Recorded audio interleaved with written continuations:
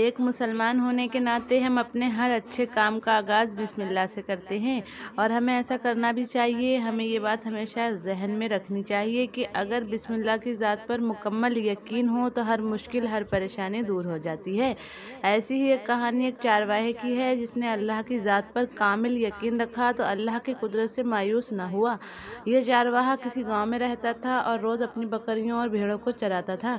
इस चारवाहे के पास बेशुमार जानवर मौजूद थे और ये बिल्कुल अनपढ़ था। वो आसपास की पहाड़ियों और मैदानों में ले जाकर अपनी बकरियों को चरा चुका था, यानी तमाम हरी भरी घास खत्म हो चुकी थी और अब हालात ऐसे थे कि हर तरफ सूखी घास नजर आती थी। चारवाहा मरता क्या न करता अपनी बकरियों को सूखी घास चराने के लिए ही ले जाने लगा।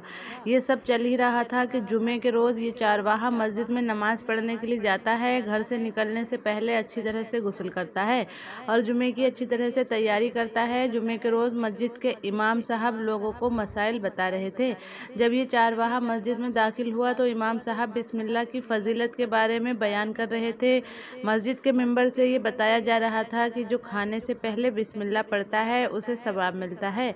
अगर किसी भी अच्छे काम में बरकत हासिल करना मकसूद हो तो बिस्मिल्लाह से इस काम का आगाज़ किया जाए, यानी हर अच्छे काम से पहले बिस्मिल्लाह पढ़ ली जाए तो उस काम में अल्लाह की बरकत शामिल हो जाती है। और अगर सच्चे दिल से अल्लाह को याद करके बिस्मिल्लाह पढ़कर किसी काम का आगाज़ किया जाए तो इंसान को कभी भी परेशानी का मुंह देखना नहीं पड़ता। जब वो नमाज से फारिग हुआ तो घर जाकर अपनी बकरियों को मैदान में लेकर निकल पड़ा।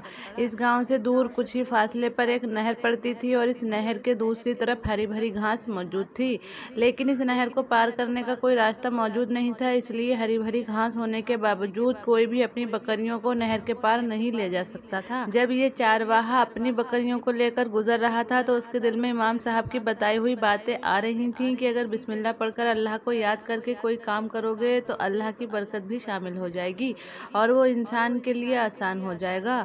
अब ये चारवाहा सोचने लगा कि अगर मैं अपनी बकरियों को लेकर नहर के उस पार चला जाऊं जहां हरी भरी घास है तो मेरी बकरियां अच्छी तरह से पेट भर लेंगी। इमाम साहब की बातें याद करके इस शख्स ने सच्चे दिल के साथ अल्लाह को याद करके बिस्मिल्लाह पढ़ी और अपनी सारी बकरियों को लेकर नहर पार करने के लिए नहर में उतर गया। इस चारवाहे को अल्लाह की ज़ात पर इतना कामिल यकीन था कि वो और उसकी बकरियां दरिया को आसानी से पार कर लेती हैं और हरी भरी घास खाकर अच्छी तरह से अपना पेट भर लेती हैं। अब ये इसका रोज का मामूल बन गया। वो दरिया के किनारे आता और अपनी बकरियों के साथ बिस्मिल्लाह पढ़ता और दरिया को पार करके अपनी बकरियों को चराता था। कुछ दिन गुजरे कि इसकी बकरियां फिर से फलने फूलने लगीं और सेहतमंद नजर आने लगीं। इसको देखकर बाकी चारवाहे भी हैरान हुए और ये सोचने लगे कि इसके पास बहुत सारी बकरियां हैं और हर तरफ सूखी घास है, लेकिन इसकी बकरियां आखिर ऐसा क्या खाती हैं कि दिन ब दिन सेहतमंद होती जा रही हैं। उन्होंने जलन में मुब्तला होकर एक रोज़ ये फैसला किया कि क्यों ना जब ये चारवाहा अपनी बकरियों को लेकर बाहर निकले तो इसका पीछा किया जाए और देखा जाए कि आखिर ये क्या माजरा है, ये अपनी बकरियों को ऐसा क्या खिला रहा है। चुनाचे अगले दिन ये सब चारवाहे पीछे से चुपके चुपके जाने लगे और इसका पीछा करने लगे। जब वो दरिया के पास रुका तो इन्होंने देखा कि चारवाहे ने अपनी बकरियों को लिया, दरिया में उतरा और उसे पार करके निकल गया। अब बाकी चारवाहे बहुत परेशान हुए कि आखिर ये क्या माजरा है। उन्होंने ये सोचा कि क्यों ना हम भी अपनी बकरियों को लेकर उस तरफ निकल जाएं और हमारी बकरियां भी हरी घास खा लेंगी। चुनाचे वो अपनी बकरियों को लेकर आए और दरिया को पार करने के लिए दरिया में उतरे, लेकिन उनकी बकरियां तो पानी में डूबने लगीं और मरने लगीं, क्योंकि ये मामला दरिया के उस पार जाने का नहीं बल्कि ये मामला अल्लाह की ज़ात पर कामिल यकीन करने और बिस्मिल्लाह की बरकत का था।